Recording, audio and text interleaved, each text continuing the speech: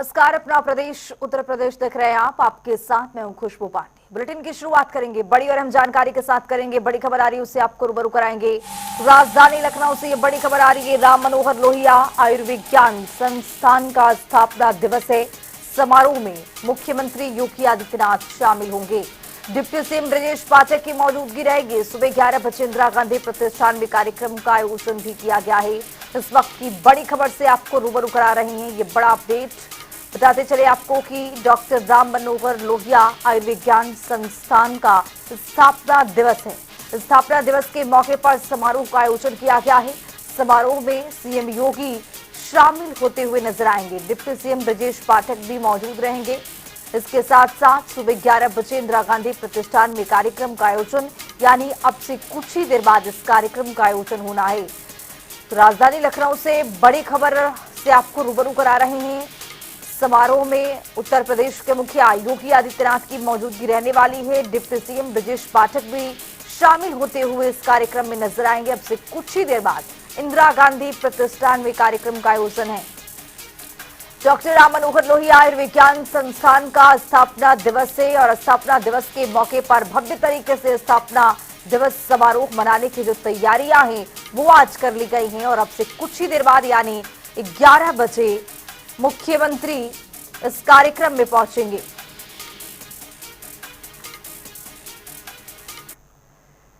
इसी बीच मथुरा से बड़ी खबर आ रही है, उससे आपको रूबरू कराएंगे। बड़ी खबर, बड़ा अपडेट। जल शक्ति मंत्री स्वतंत्र देव सिंह का मथुरा दौरा है। बड़ी खबर से आपको रूबरू करा रहे हैं। सुबह 11:30 पर मथुरा पहुंचेंगे।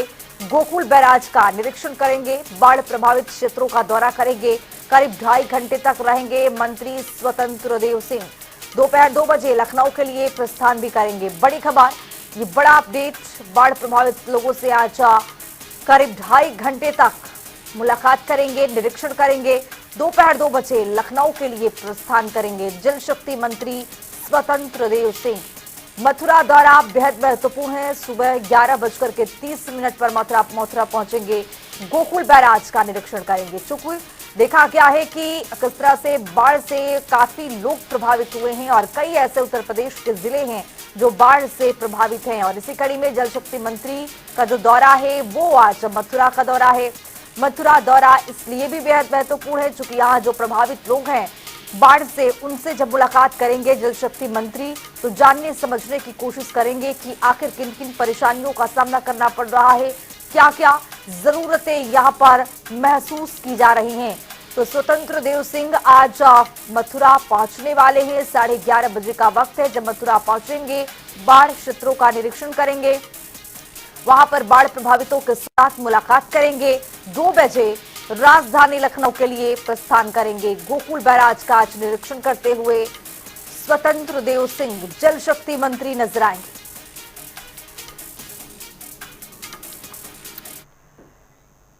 इसी बीच एक और बड़ी खबर आ रही है, उससे भी आपको रूबरू कराएंगे। बड़ी खबर, बॉलीवुड अभिनेत्री दिशा पाटनी के घर पर अंधाधुंध फायरिंग की गई है। ये बड़ी खबर, बड़ा अपडेट। यूपी के बरेली स्थित दिशा पाटनी के घर पर ये फायरिंग हुई है। फायरिंग को लेकर पुलिस विभाग में हड़कंप मच गया।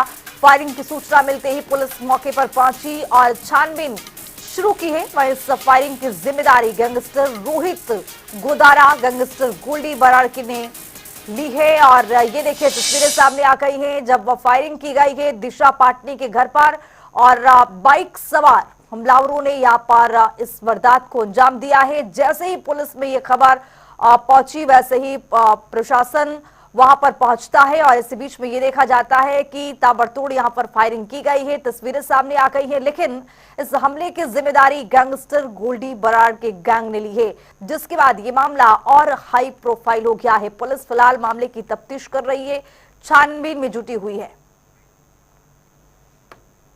अज्ञात व्यक्तियों के द्वारा मेरे घर पर बर्स्ट फायर किया है। मेन घटना यही है। खुशबू का भी जो बयान था उसको तोड़ मरोड़ के पेश किया गया है। आपने देखा होगा उसका नाम प्रेमानंद जी महाराज से भी जोड़ा गया है।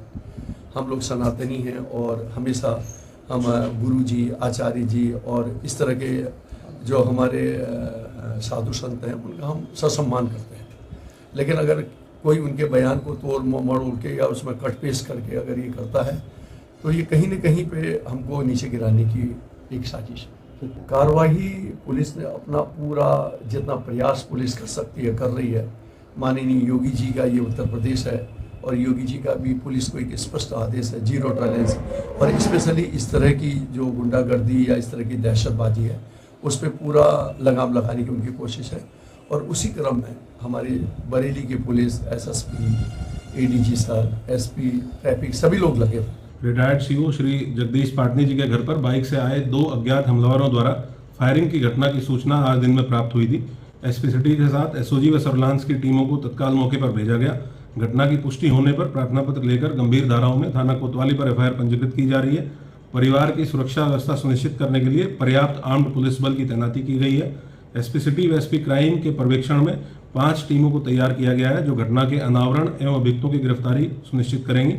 जो भी घटना में शामिल हैं उनके विरुद्ध कठोरतम कार्रवाई पुलिस के द्वारा की जाएगी। मेरे द्वारा परिवार से मुलाकात कर उनकी सुरक्षा व्यवस्था के संबंध में उनको आश्वस्त किया गया है। जो 5 टीमें हैं इनको लगातार डिप्लॉय करते हुए हम लोग ये सुनिश्चित करेंगे कि जो भी घटना में शामिल है और इसके पीछे जो भी मोटिव है वो क्लियर हो।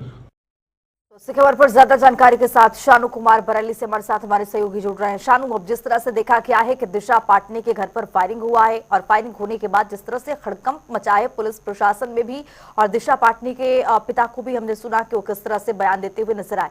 लेकिन अब तस्वीरें क्या है? अब गोल्डी बराड़ की ओर से ये जिम्मेदारी ले ली गई है कि आखिरकार ये फायरिंग ये किसी गैंग की ओर से किया गया है। क्या वजह है, किन वजहों के कारण ये फायरिंग हुई है और पुलिस प्रशासन की ओर से क्या कुछ प्रतिक्रियाएं सामने आई हैं? देखिए दोस्तों, बिल्कुल निश्चित तौर पे आप जो है ये एक्टर दिशा पाटनी है, ये मामला जो है लगातार तूल पकड़ता जा रहा है। क्योंकि आप बड़ा सोचने वाली बात है कि जो विदेश में बैठा माफिया गोल्डी बराड़, वहां से उसने भी कबूल कर लिया, वहां से उसने चैलेंज कर दिया कि जो दिशा पाटनी घर पर फायरिंग कराने वाला जो व्यक्ति थे वो वही लोग थे और उसकी पूरी जिम्मेदारी उसने अपने ऊपर ओढ़ ली है। गोल्डी बराड़ की बात की जाए या फिर रोहित गोदारा की बात की जाए, इन दोनों ने अपने जो है ये इनका जो गैंग है, इन लोगों ने ये बात कही है सोशल मीडिया प्लेटफॉर्म पर। उन्होंने ये अपना पोस्ट दिया कि इसकी पूरी जिम्मेदारी उन्होंने ली है। और ये पूरा मामला जो है प्रेमानंद जी महाराज, जो कि मथुरा में वृंदावन में जो है उनको बहुत लंबा उनका भी एक इतिहास है, उनकी जो है लगातार चर्चाएं हो रही थी। उससे पहले की बात की जाए तो दिशा पाटनी की जो बहन है खुशबू पाटनी, उन्होंने एक बयान दिया था जिसमें जो है प्रेमानंद जी महाराज के लिए जो है कई बातें कही गई थी। उसी को लेकर के उसका हवाला देते हुए गोल्डी बराड़ ने ये बयान दिया है, जो पोस्ट दिया है फेसबुक सोशल मीडिया पर कि जो हमारे धर्म के लोगों के लिए, धर्म के जो पूजनीय लोग हैं उनके लिए अगर कोई ऐसे बयान देता है तो उनके खिलाफ ऐसी कार्रवाई की जाएगी। फिलहाल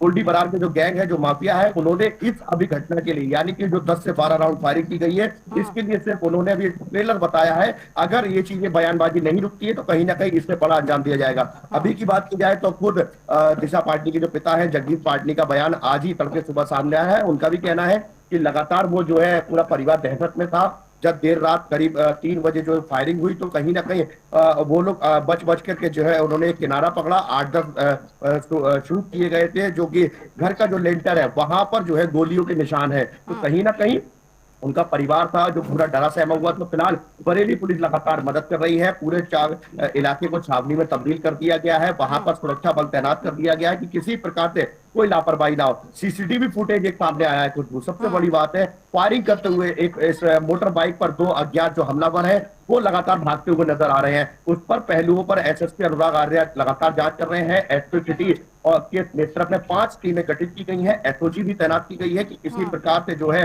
इसको बख्शा नहीं जाएगा। और जगदीश पाटनी जो कि दिशा पाटनी के पिता है, उनका कहना है बरेली पुलिस जो है उनका सहयोग कर रही है और लगातार कार्रवाई करने में जुटी हुई है। फिलहाल जो गोल्डी बराड़ है, जो माफिया है, वो विदेश में रह करके, जैसे कि सूत्रों की बात की जाए तो विदेशों से रह करके ऐसी घटना को अंजाम दिया है। तो कहीं ना कहीं एक डर का माहौल बनाने का काम किया है। कहीं ना कहीं जो दिशा पाटनी है वो फिलहाल बरेली में नहीं है, उनका जो पुश्तैनी घर है वो बरेली में है, चौपला चौराहे के पास उनका ये घर है। फिलहाल उनका पूरा परिवार यही रहता है। शानू, अब जिस तरह से देखा गया था कि जो खुशबू पाटनी है वो बयान देती हुई नजर आई थी, वही विवाद जो है, वही मामला जो है वो अब तूल पकड़ रहा है। चूंकि ये विवाद और ये मामला, ये बयान जो है बहुत पुराना है, यानी 1-2 महीना पुराना है। अब 1-2 महीने पुराने बयान के बाद अब इस तरह की फायरिंग होना, कुल मिलाकर एक दहशत में परिवार को डालना, और अब यहाँ से आगे की क्या मामला है? मतलब जिस तरह से क्या बैकफुट पर परिवार नजर आएगा, या परिवार की ओर से कहा जा रहा है कि जिस तरह का बयान था वो बयान पूरी तरह से सही है? और देखिए जिस समय आपने बिल्कुल ठीक कहा, करीब 2 से सवा 2 महीने पहले की बात है, जब खुशबू पाटनी यानी कि दिशा पाटनी की जो बड़ी बहन है, उन्होंने सोशल मीडिया पर प्लेटफॉर्म पर जो है अपना बयान दिया था। उन्होंने जो महाराज है यानी कि प्रेमानंद जी महाराज है, उनके ऊपर टिप्पणी की थी। यानी कि जो प्रवचन देते हैं, चाहे वो लड़कियों से जुड़ा हुआ हो या लड़कों से जुड़ा हुआ हो या फिर आजकल की जनरेशन से जुड़ा हुआ हो, ऐसे वो लगातार प्रवचन देते हुए नजर आ रहे थे। उसको लेकर के खुशबू पाटनी ने अपनी बात कही कि उनके ऊपर टिप्पणी करते हुए नजर आए थे। यानी कि पूरा माहौल था प्रेमानंद जी महाराज को घेरने का। तो कहीं ना कहीं बातों में घेरा गया था। उस समय पर भी कहीं ना कहीं जो गोल्डी बरार का जो गैंग है, इन लोगों ने उस समय पर भी एक तरीके से रुख अपनाया था कि ऐसे हमारे लोगों के खिलाफ, यानी कि जो पूजनीय लोग हैं, यानी कि जो धर्म से जुड़े हुए लोग हैं, उनके खिलाफ अगर ऐसी बातें कही जाएंगी तो कहीं ना कहीं एक्शन लिया जाएगा। उसके बाद आज करीब 2 महीना बाद इस तरीके का एक्शन लिया गया है। कहीं ना कहीं अभी की बात की जाए तो दिशा पाटनी के परिवार की तरफ से सिर्फ और सिर्फ उनके पिता का बयान आया है। खुशबू पाटनी यानी कि जो उनकी बड़ी बहन है, जो सिर्फ और सिर्फ टारगेट बेसिस पर है, उनकी तरफ से अभी कोई बयान नहीं आया है। और लगातार बरेली पुलिस की तरफ से भी अभी कोई बड़ा बयान नहीं आया है कि किसी की गिरफ्तारी हो सकती है नहीं हो सकती है। जो शूटर है, शूटर का नाम जो निकल करके आ रहा है वीरेंद्र और महेंद्र डेलाड़ा, इन लोगों ने जो है फायरिंग की है। ये दोनों भाई बताए जा रहे हैं, इन्हीं लोगों ने फायरिंग की है। फिलहाल अभी तक का जो ताजा अपडेट है वो यही है कि बरेली पुलिस लगातार हर पहलू पर जांच कर रही है, सीसीटीवी फुटेज पर खंगाल रही है। आसपास के जो करीब 2 से 3 किलोमीटर के एरिया है, वहां पर जितने सीसीटीवी फुटेज है उनको खंगाला जा रहा है कि किसी प्रकार से जो है उनकी जो है गिरफ्तारी हो सके। फिलहाल 5 टीमें गठित कर दी गई हैं। खुशबू जल्द से जल्द गिरफ्तारी की बात बरेली के एसएसपी अनुराग आर्य की तरफ से कही जा रही है। लेकिन कहीं ना कहीं जो दिशा पाटनी का परिवार है वो लगातार डरा सहमा है कि ऐसी घटना होने पर, वो भी तड़के सुबह, यानी कि रात का समय नहीं था, 3:15 बजे का टाइम था जिस समय पर इस घटना को अंजाम दिया गया था। शानू, जिस तरह से बयान उस वक्त सामने आया, बहुत सारे लोगों ने बयान दिया था, लेकिन दिशा पाटनी की बहन जो खुशबू पाटनी है वो आखिर निशाने पर क्यों? और देखिए बिल्कुल सही सवाल किया आपने। अभी कुछ समय पहले की बात की जाए तो अगर सोशल मीडिया प्लेटफॉर्म पर माफिया गोल्डी बरार के अगर बयान देखेंगे तो उन्होंने लगातार कहा, पहले भी उसने जो है कहा था कि क्या नाम है, अगर जितने भी जो फिल्म इंडस्ट्री से जुड़े हुए लोग हैं, बॉलीवुड से जुड़े हुए लोग हैं, अगर ये हमारे धर्म से जुड़े हुए लोगों के खिलाफ बयान देंगे तो इनके खिलाफ एक्शन लिया जाएगा। इसीलिए यही कारण, सबसे बड़ा कारण बताया जा रहा है कि दिशा पाटनी को घेरने का। दिशा पाटनी का परिवार जो है, परिवार ने ये बयान दिया था महाराज जी के खिलाफ, तो यही वजह बताई जा रही है। और जो उन्होंने सोशल मीडिया प्लेटफॉर्म पर अपना पोस्ट किया, गोल्डी बरार है उसकी तरफ से जो पोस्ट किया गया था, तो कहीं ना कहीं उससे साफ जाहिर होता है कि बॉलीवुड का जो बॉलीवुड के सितारे हैं वो कहीं ना कहीं गोल्डी बरार के निशाने पर है। वो ही लगातार उनके खिलाफ ऐसी कार्रवाइयां करते वक्त। चलिए, बहुत शुक्रिया शानू तमाम जानकारी के साथ जुड़ने के लिए। तो ये पूरा जो मामला है वो बरेली का है, जहां पर 2 अज्ञात हमलावरों ने दिशा पाटनी के घर पर फायरिंग की है। चूंकि कुछ दिन पहले खुशबू पाटनी की ओर से ये बयान दिया गया था और बयान के बाद जो ये मामला है वो थमने का नाम नहीं ले रहा है। उसके बाद से एक के बाद एक कारनामे देखने को मिल रहे हैं। तो आइए, खरौट से बड़ी खबर आ रही है, उससे आपको अपडेट करवाएंगे। बड़ी खबर, बाढ़ पीड़ितों के बीच में सपा की राहत सामग्री वितरण देखा गया है। अखिलेश यादव की भेजी गई राहत सामग्री लगातार वितरण के लिए जारी है। सपा नेताओं ने कासिमपुर, कटरी और बख्शीपुरवा में बांटी गई सामग्री। सपा नेता जय कुमार तिवारी बोले कि सब मिलकर मदद करेंगे, राजनीति फिर कभी कर लेंगे। तो आपको बताते चले कि राहत सामग्री दी गई है, जहां पर बाढ़ पीड़ित लोग हैं वहां तक ये राहत सामग्री सपा की ओर से पहुंचाई गई है। और ये तस्वीरें आ गई हैं सामने, जब ये राहत सामग्री बांटी जा रही थी। सपा की ओर से, समाजवादी पार्टी की ओर से ये राहत सामग्री दी गई है। और समाजवादी पार्टी के नेता जो हैं वो कहते हुए नजर आए हैं कि बाद में राजनीति कर लेंगे, लेकिन अभी प्रदेश जो है वो आपदा से गुजर रहा है और जरूरी है कि जो पीड़ित लोग हैं उनको राहत किसी न किसी तरह से मुहैया करवाई जाए। सरकार मदद तो कर ही रही है, लेकिन इसके साथ साथ समाजवादी पार्टी भी यहाँ पर मदद करने के लिए इस राह पर उतर पड़ी है।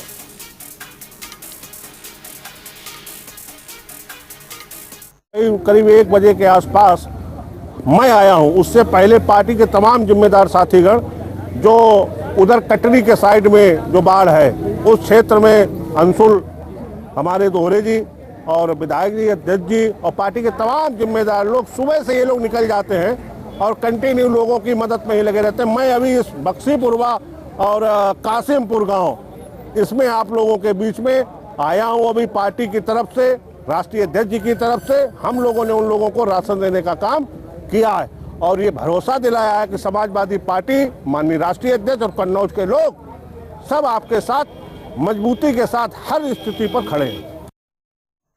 इस बीच एक और बड़ी खबर आ रही है, उससे भी आपको रूबरू कराएंगे। बड़ी खबर, कानपुर देहात 2 लाख संभावित डुप्लीकेट मतदाताओं की सूची सामने आ गई है। बीएलओ के द्वारा सत्यापन कराने की यहां पर कोशिश की जा रही है। फर्जी पाए जाने पर नाम को हटा दिए जाएंगे। बड़ी संख्या में लोग डुप्लीकेट एंट्रियां कराए रखे हैं और इसी दौरान ये पता चला है बीएलओ की ओर से। अब बीएलओ जो है वो जांच पड़ताल बीएलओ की ओर से की जा रही है और सत्यापन पहले की जाएगी कि इसमें सच्चाई क्या है। क्या कोई ऐसे लोग जो हैं जिनका नाम कट रहा हो या फिर डुप्लीकेट जो एंट्रियां हैं वो यहाँ पर पाई जाएंगी। अगर डुप्लीकेट एंट्रियां पाई जाएंगी तो यहाँ पर नाम हटाने का सिलसिला भी जारी रहेगा। बीएलओ द्वारा जांच की जा रही है। सत्यापन का जो दौर है वो देखने को मिल रहा है। कानपुर देहात में फर्जी पाए जाने पर नाम को हटा दिए जाएंगे। बड़ी संख्या में डुप्लीकेट एंट्रियां मिली हैं। जो सूची आपको दिखा रहे हैं, इस सूची में जितने भी नाम हैं वो डुप्लीकेट एंट्रियां हैं। अब इस पर बीएलओ की ओर से सत्यापन भी किया जा रहा है। जांचने, परखने, पड़ताल करने की जो जरूरत है वो यहाँ पर की जा रही है। एक्चुअली में राज्य निर्वाचन आयोग के द्वारा एक एआई टूल्स के माध्यम से जो सिमिलर नाम हैं उनकी एक सूची जारी की गई है। वास्तविक उनका डुप्लीकेट नहीं, वो संभावित डुप्लीकेट शब्द दिया गया है, क्योंकि उसमें कई नाम ऐसे हैं जिनकी बल्दियत अलग अलग है, पिता पति के नाम अलग है। तो वो अभी हम लोग बीएलओ के माध्यम से उसकी जांच करवा रहे हैं और ये जांच के बाद क्लियर होगा। जो भी डुप्लीकेट पाए जाएंगे वास्तविक रूप से उनको हम विलोपन की कार्रवाई उनकी कराई जाए। राजधानी लखनऊ से बड़ी खबर आ रही है, उससे आपको रूबरू कराएंगे। बड़ी खबर, बड़ा अपडेट, शिक्षक और स्नातक एमएलसी चुनाव से जुड़ी ये बड़ी खबर आपको बता रहे हैं। 23 सितंबर से मतदाता सूची पुनरीक्षण शुरू होगा। 30 दिसंबर को अंतिम सूची जारी होगी। 5 स्नातक निर्वाचन क्षेत्र है, लखनऊ, वाराणसी, आगरा, मेरठ, इलाहाबाद, झांसी। 6 शिक्षक निर्वाचन क्षेत्र है, लखनऊ, वाराणसी, आगरा, मेरठ, बरेली, मुरादाबाद और गोरखपुर की बात कर ले फैजाबाद। मुख्य निर्वाचन अधिकारी ने ये कार्यक्रम की सूची जो है वो अब जारी कर दिया है।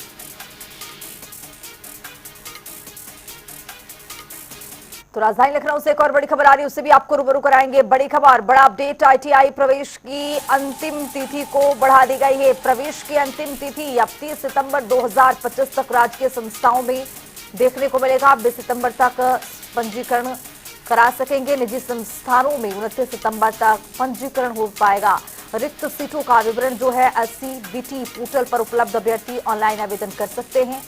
अभ्यर्थी जो ऑनलाइन आवेदन करेंगे उसके लिए भी पंजीकरण के लिए तिथि दिया गया है। आईटीआई में प्रवेश की अंतिम तिथि जो है वो अब दिया गया है 30 सितंबर।